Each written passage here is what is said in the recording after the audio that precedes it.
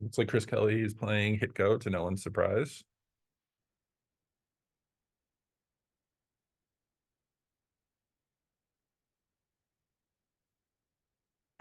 Hmm.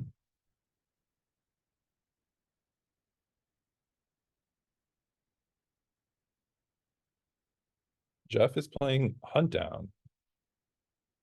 Normal Hunt Down.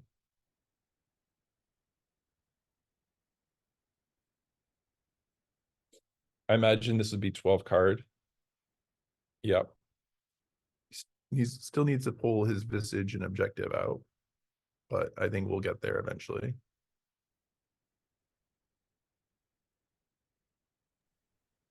All right.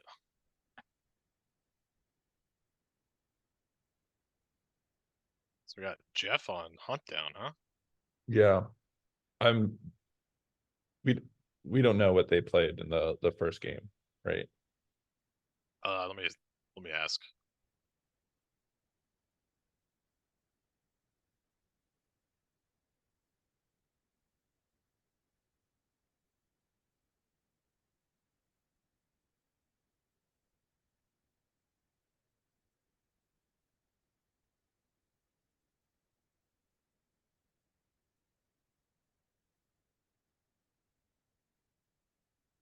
How do you feel about this matchup?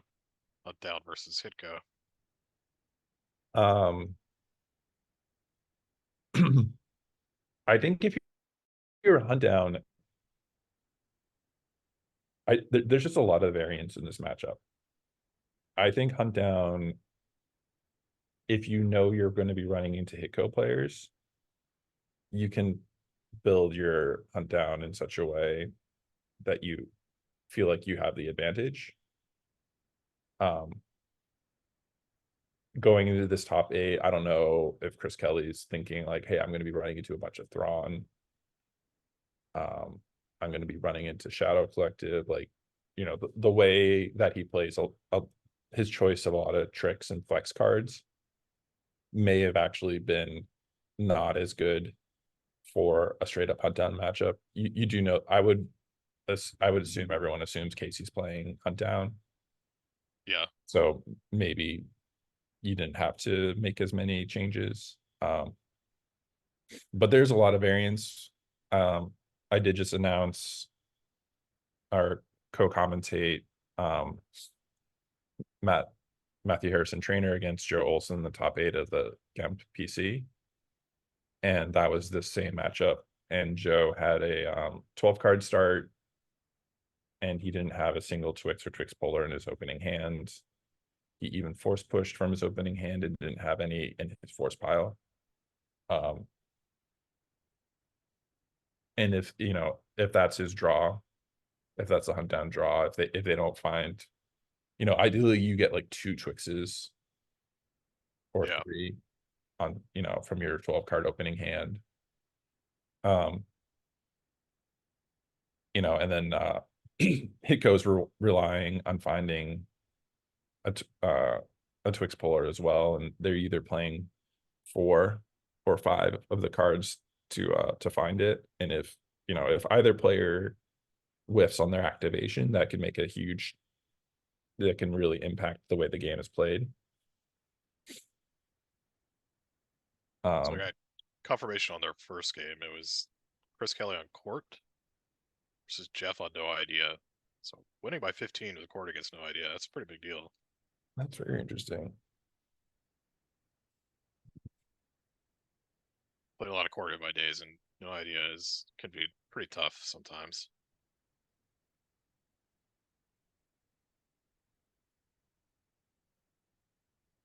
Okay, so Jeff down by 15 here, so he's gonna have to have a really good starting hand here.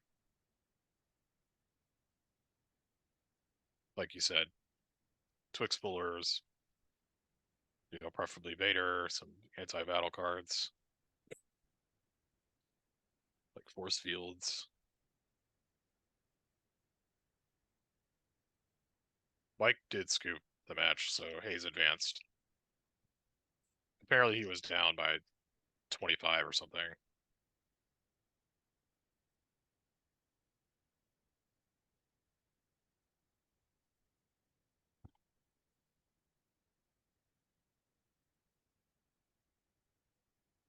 I think it's always possible to overcome a large diff, but it doesn't seem likely when you're playing against Hayes. Right. They probably talked about, Mike was probably like, hey, what are you playing for dark? Mike just made the calculated assumption that he wasn't going to be able to win by more than that diff.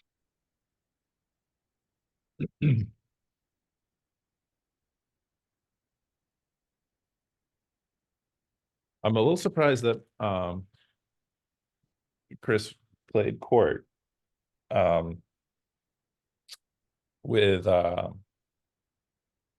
you know, on the day one meta breakdown, the two most played decks were QMC and HITCO. And I would expect HITCO to have a good matchup against court, even without I must always be allowed to speak. I've played a lot of court, and I actually disagree with you there. I think HITCO, if they're not playing, I must be allowed to speak, is really it's not that bad. I mean, it can be sometimes, but you have so many ways to circumvent that first bad battle for you.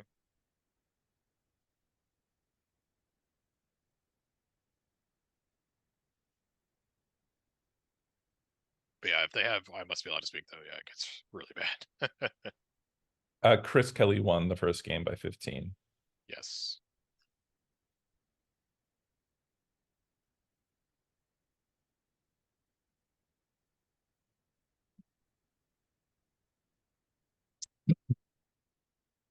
Checking on the other games. Let's see if those results have been posted.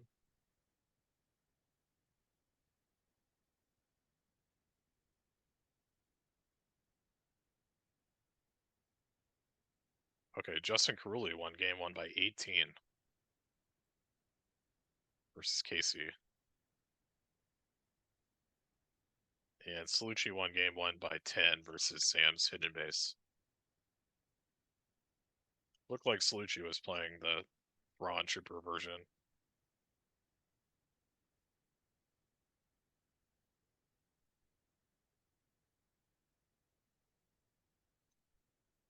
All right, Yeah, so we'll he's see what. been so Salucci hasn't been playing in tournaments recently, but he has been playtesting a lot in preparation of this event. And it really looks like his prep paid off. Oh yeah, definitely. And he's Um, just naturally talented at the game. so Chris has his Twix Polar in his opening hand, which is really good for him.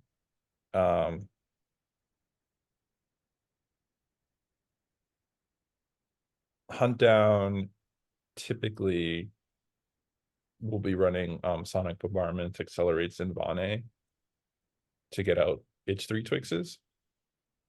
And if he had drawn Sonic in opening hand, he would have played that before activating. So we know he doesn't have that one. Unless he drew the 2-0 from that naturally. And it looks like Jeff, in fact, drew the 12 cards from starting interrupt and did not just draw 8. Did pull the Harpster? the Harpster. Did Harpster still win that game? Oh yeah, easily. Yeah. What a legendary move. I know. Oh, well, Yeah. there's the 2 Twixes, so really good start here for Jeff.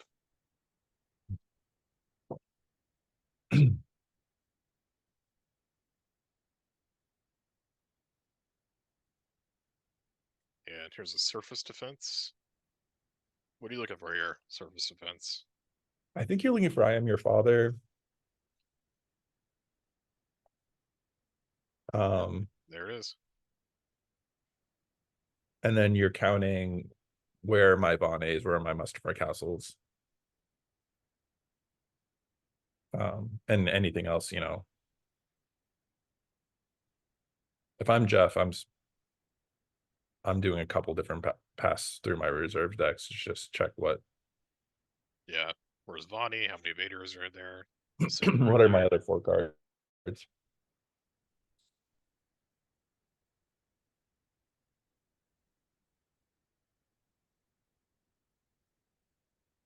I did do you ever use a hypergeometric distribution calculator? I've used it for Magic sometimes. Yeah, I think it's pretty helpful in Magic. I've done it for Star Wars just a couple times just to see how unlucky a certain draw can be. I've never used it to be like, what are my odds of having a Twix or a Twix Polar in the 12 card hunt down? Yeah, the hypergeometric distribution calculator lets you calculate the odds of basically drawing a card within a certain number of cards. Yeah, Magic players use it to determine how many cards they should add to their deck to try to guarantee getting into their opening hand. Yeah, I think it's useful to a certain extent. But at a certain point, you're like, oh my, if I add one more card, my odd goes from 89% to 92%. And it's like, do you really need to add that card? Yeah, so 3% worth it. Okay, so this is Docking Bay from Chris Kelly. Looks like everything is foil so far from Chris. Does Chris also whiteboarder? I I don't think he's. I think he's a proponent against whiteboarder. I am also against whiteboarder, which works out great because I can give Mike all my whiteboarder cards. So Chris just drawing here, um, getting out the Twix Let's go. and the docking bay is a good start. SWCCGFTW. He draws up all the cards. Jeff hasn't played any shields yet. Oh, I would have, They gotta lose to Visage. and they're not losing to Visage, so It's like they did turn 1, but not on Chris's turn. well, there's a lot going on. Yeah, they should lose to Visage. Let me see if I can get them to active judge here. There is someone at the table with them too.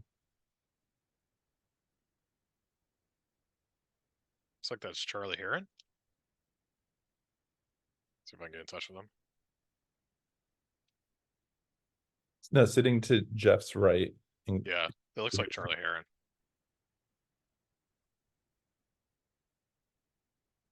Lord Vader coming down. It's like Chris is catching it.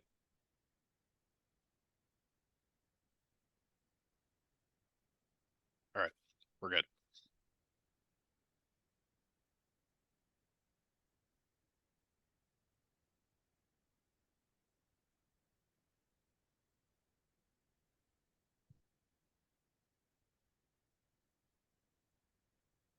Yeah, so yeah, Vader's coming to the Ewok village.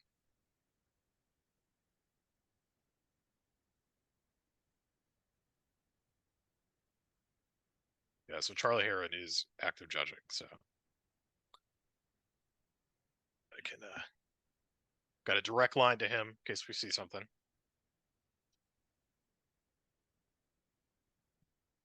What's interesting, um,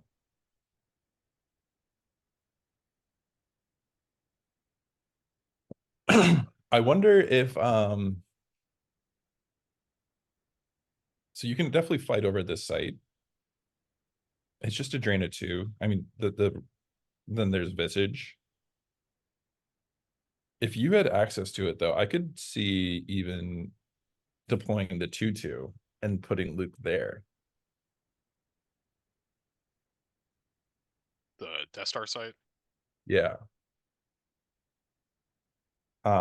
It's like, okay, you will both be training at these 2 sites. I don't have to worry about Vader battling into Luke. We'll both be taking damage from Visage. Yeah, the math favors light side at that point. Right. This is drain of 3.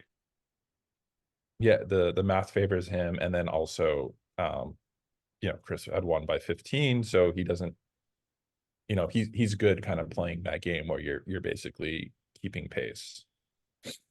Yeah. Um, He did Chris- ditch both of his only hopes, so you gotta imagine he has the 2-2 in his hand. There's a saber in his hand. I think, yeah, I think you're right. I think we're gonna see 2-2 come out. Luke, saber. Say go. yeah, and then if Darkseid is forced to fight at the Death Star site, every battle is just like a that the light side wins. It just makes it that much harder for Darkseid to win the next battle. Yep. Because of the light side text on the Death Star 2 site.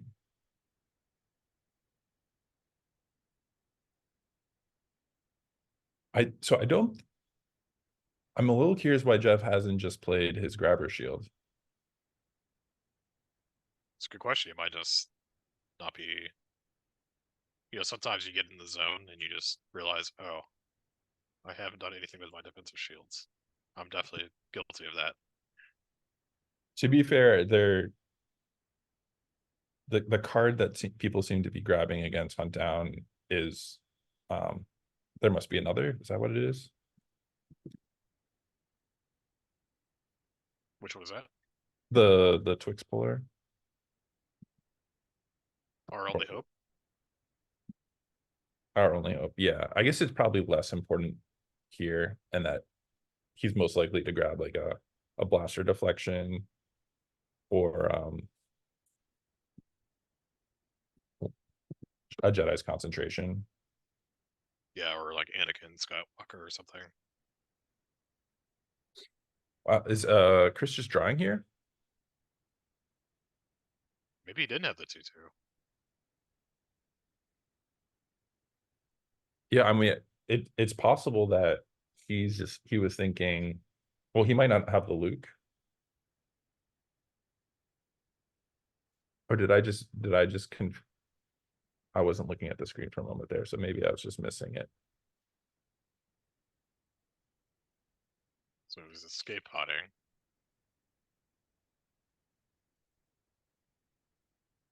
I don't think he needs to worry about it being the shield busting version. There's the grabber shield finally. Yep. I think the shield busting version only plays with Lars Moisture form. Alright, so he grabs Hujix with escape pod. It's a key card for this matchup. It's another Hujix is also the card in consideration for being grabbed. I think one of the ways that you can win this matchup is by getting in a beatdown for overflow. Give me 1 sec, Eric.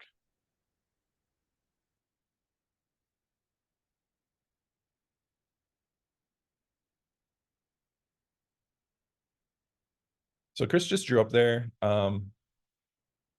He's not under a tremendous amount of pressure.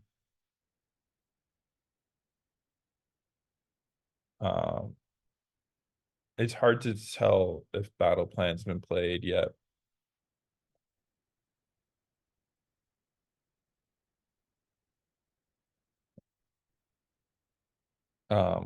If you're Chris Kelly, I think you would play it here.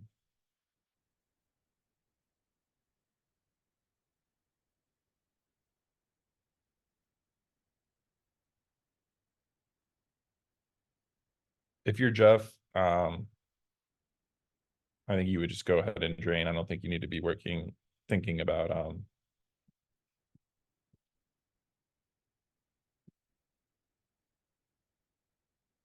what's the card? Lost in the Wilderness.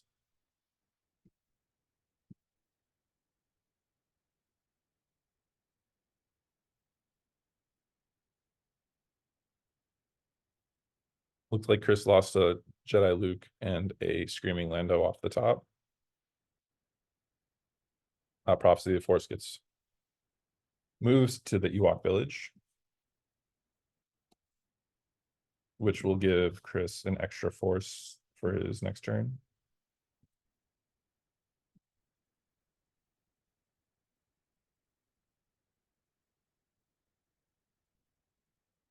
I would assume Chris has a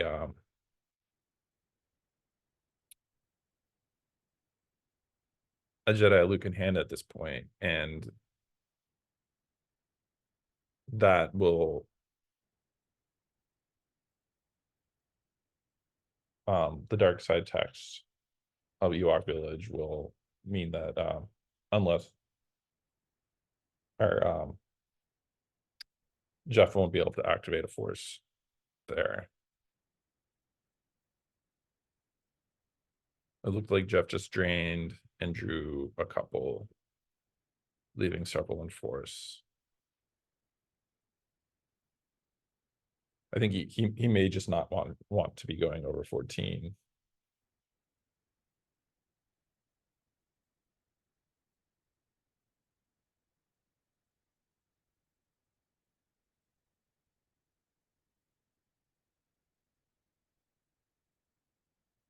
Six force. Jedi Luke.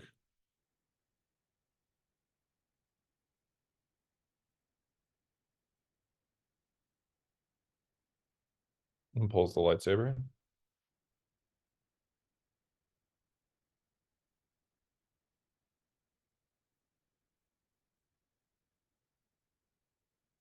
So Chris activated, I believe, 11 force last turn.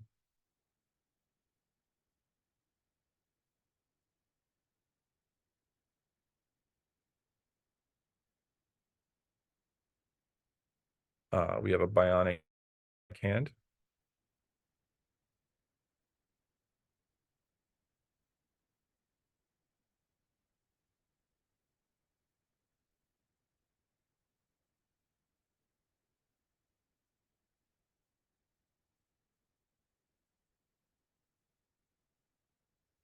Interesting. I think Jeff just played Sonic Bombardment to take either a prison or the downtown plaza into hand.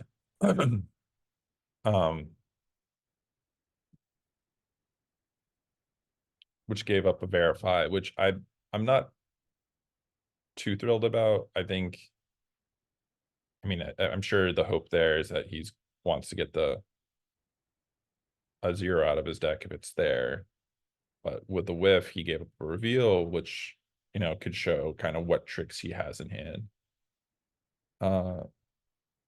Chris Kelly follows up with a meditation on Luke, Jedi Luke. All right, sorry about that. My wife needed some help. What did I miss? So Luke has come down. He pulled Luke's lightsaber from the reserve deck. He added Luke's bionic hand and has now added a meditation. Okay.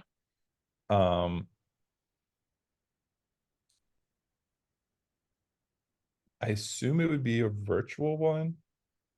Yeah, and that's Ezra. Not canceling Visage. Interesting. I guess when you're up by 15, your Visage is actively good for you.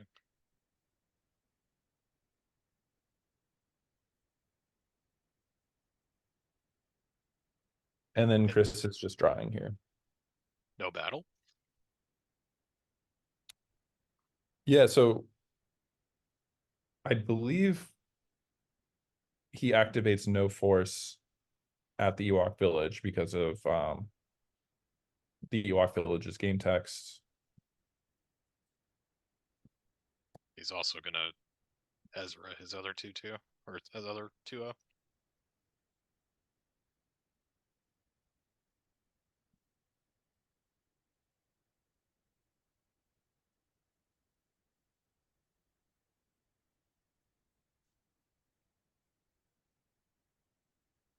So it's really choking him here.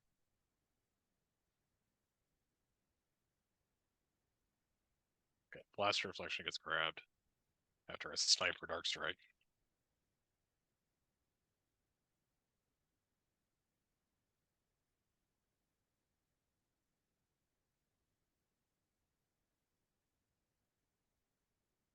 There's the the castle. so that's pretty good. The tricky thing with meditation is that it will add a destiny if Jeff adds any additional characters.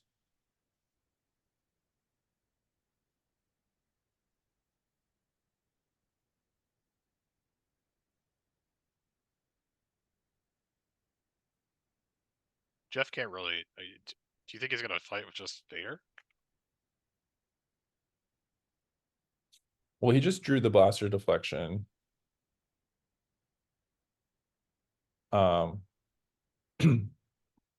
Luke's defense value is 7. Yeah, the hand doesn't add defense value, right? No, Just I being think it just adds to attrition. So just +1 from a saber.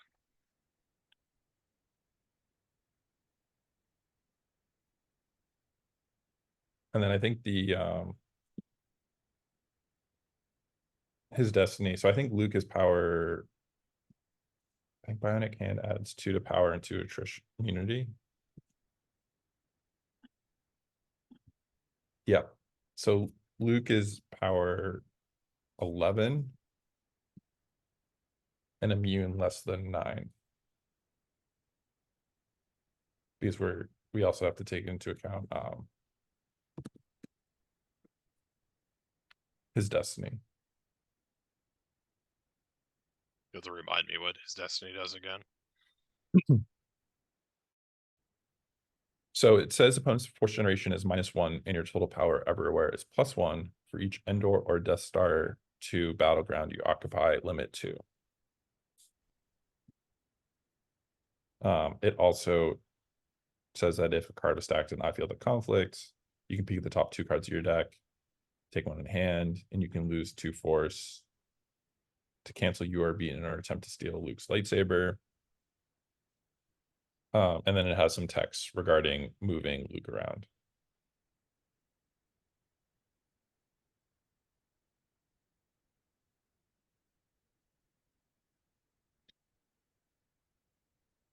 So Jeff is just drawing. Interesting. So no battle from Chris and then no battle from Jeff. He loses a Jedi concentration off the top of his deck.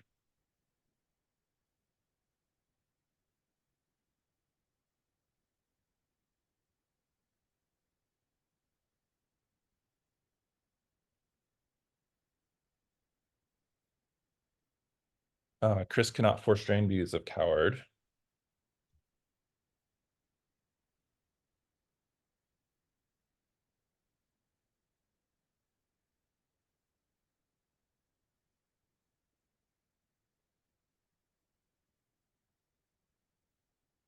He plays, sorry about the mess, but draws a total 8. Vader's defense value is Lord Vader has a defense value of 8 when he has his saber, so that was a miss.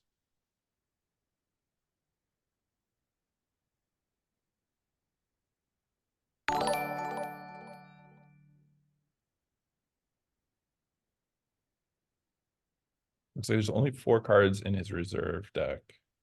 I think Chris has a very large hand.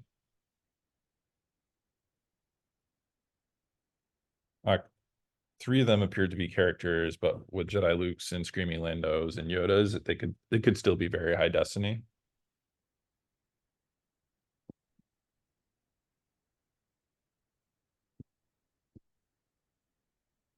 Yeah, it's really interesting that neither of them battled there. I mean, it makes sense from Chris's perspective if you're adding meditation. And then especially if you have the sorry about the mess combo there, because then you can you can clean up anything that survived if your Luke survives.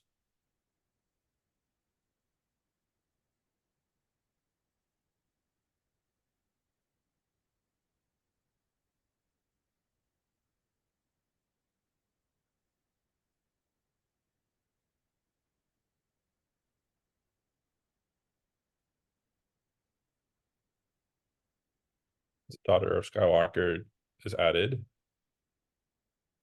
to the Ewok village.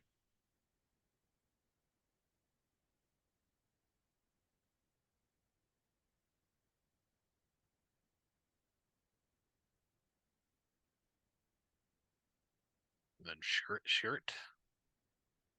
Yep, that's sure.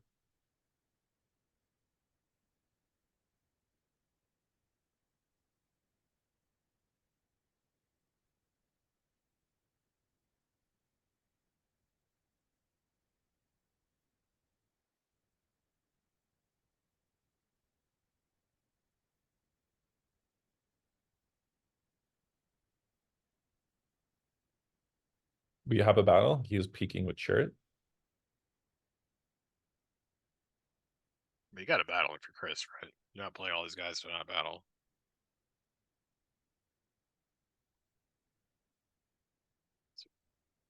Swings at Vader. This sounds like looks like that's a miss. Yeah, it looked like a blaster deflection than an Ahsoka.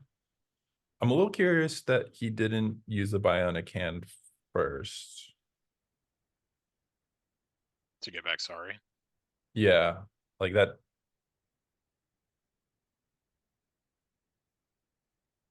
Here's the swing from Vader. That looks like it hits Luke. Yep.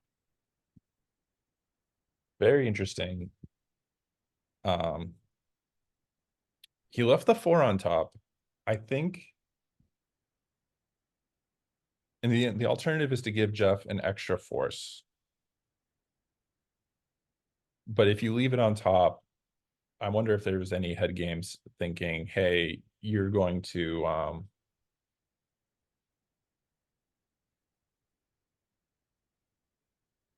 you might not choose to swing at Luke because it you might think that I'm leaving a 1 on top.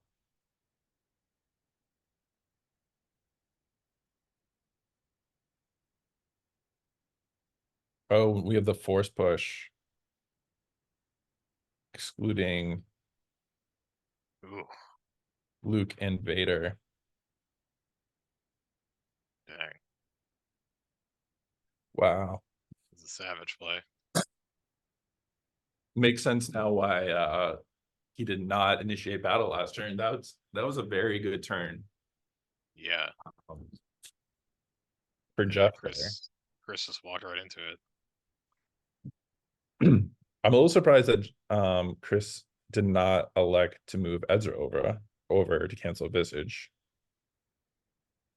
Yeah, at this point you definitely want to, right? Right. Luke's not on the table.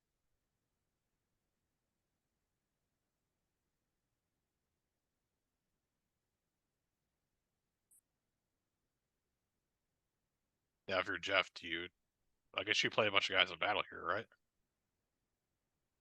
I mean, Daughter and Sherrod aren't that scary.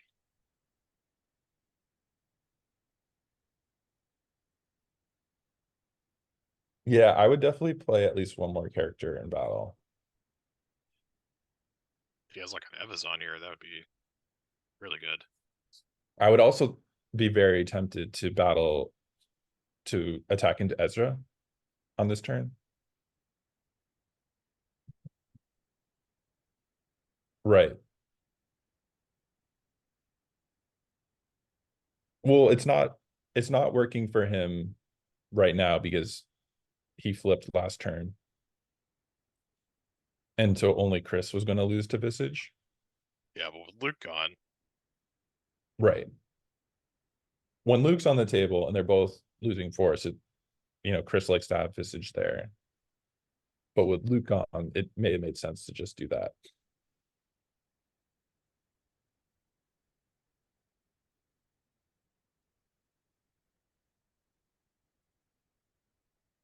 That's Core Slug.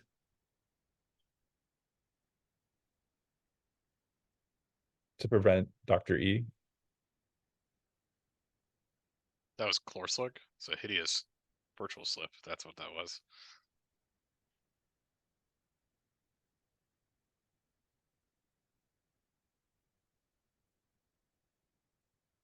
There's Tarkin's bounty, so this might just get Dr. Evazon. And Chris already found the Hujiks. I think he did that on turn 1 or turn 2.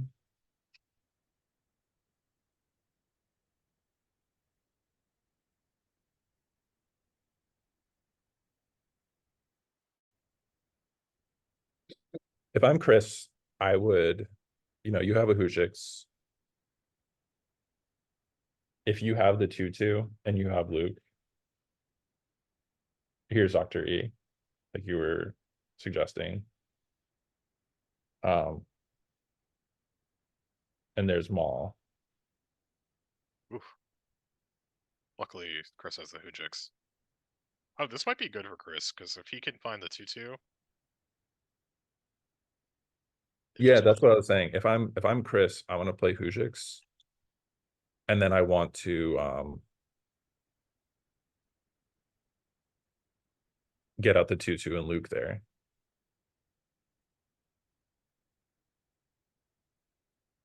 You know, I think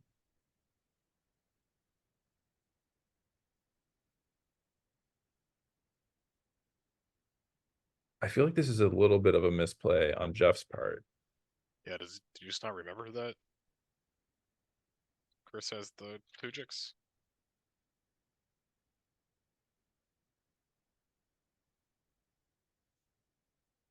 Because after this, who's Jeff have left to attack with? Like Arsing? So if you're Chris, you just don't draw Destiny here, and you're just like, alright, all your guys are stuck there.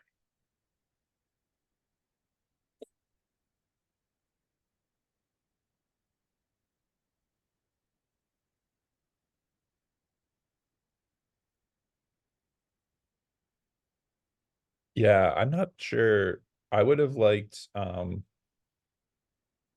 he could have El Helrot.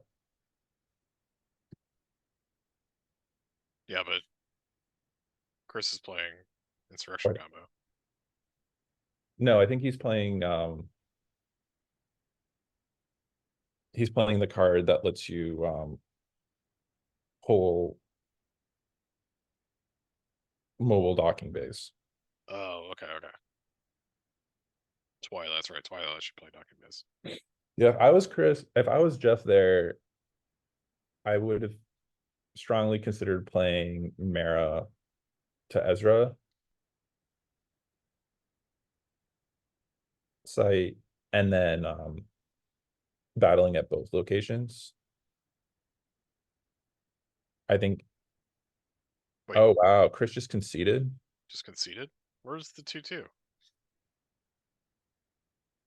I mean, when he lost Luke there from the force push battle, he lost like 4 force.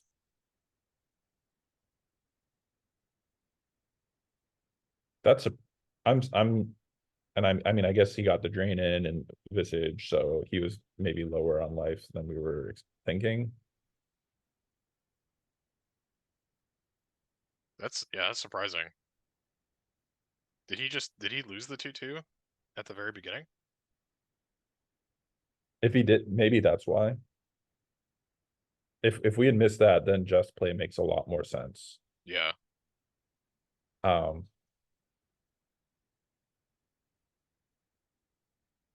thought he had lost our only hope.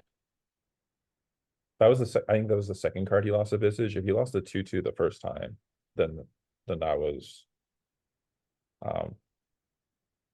then I think that was a mistake. Yeah, because I think if he has the 2-2 and he has a Luke in hand, he can just ignore the village and just outrace Jeff at that point. Yeah. You're up by 15. Interesting. I mean, he would still have to play around Ellis Hellrot, but I think you make him find that. Exactly. Wow, that was a surprising turn of events. I mean, Jeff had a good start with having 2 Twixes, but I thought Chris had a good start getting his Twix and then getting a loaded Luke. Looks like there was just some bad luck. Luke went for the sorry about the mess and missed on Lord Vader, drawing an 8. I think his destiny is generally very strong, so you know, getting greater than 8 is pretty reasonable. But that battle swing hitting Luke, And then playing that force push was a huge swing. Yeah. Well, Jeff advances. So Hayes and Jeff both advanced. Let me check on the other games. So the Sam Salucci game is looks like some sort of Tom Tatooine mall deck. You got Rot's Mall for Sam versus Salucci's QMC.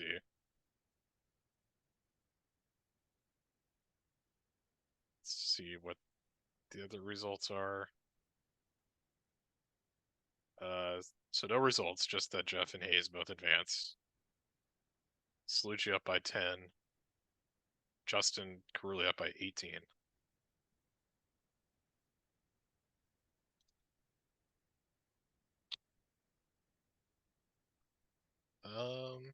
Hey, I think I'm gonna take a little break. Okay. Yeah, I will also take a break.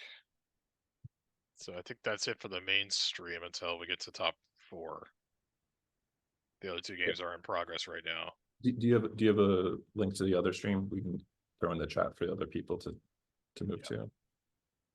So if you're interested, Justin Miyashiro and Logan are commentating game 2 of Sam Tashima versus Steve Salucci. And like I said, that's ROTS Mall versus QMC. So that should be a pretty interactive, interesting game. All right. On that note, we will be back for the top 4. And see you guys then.